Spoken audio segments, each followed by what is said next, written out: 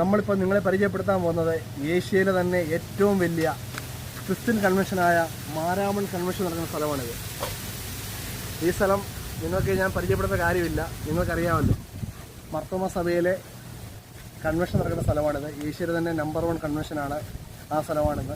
പിന്നെ ഈ കൺവെൻഷന് വേണ്ടി ഒരു 3-4 മാസം കഴിയുമ്പോഴത്തേക്ക് ഇവിടെ കൺവെൻഷൻ സ്റ്റാർട്ട് ചെയ്യും. നിങ്ങൾക്കൊക്കെ വന്ന് 4 മണിയൊക്കെ സമയത്തൊക്കെ വന്നിരിക്കാനൊക്കെ പറ്റിയൊരു അനുയോജ്യമായ പ്ലേസാണ് ഇത്. ഇതാണ് നമ്മുടെ ആറന്മുള വള്ളംകളി.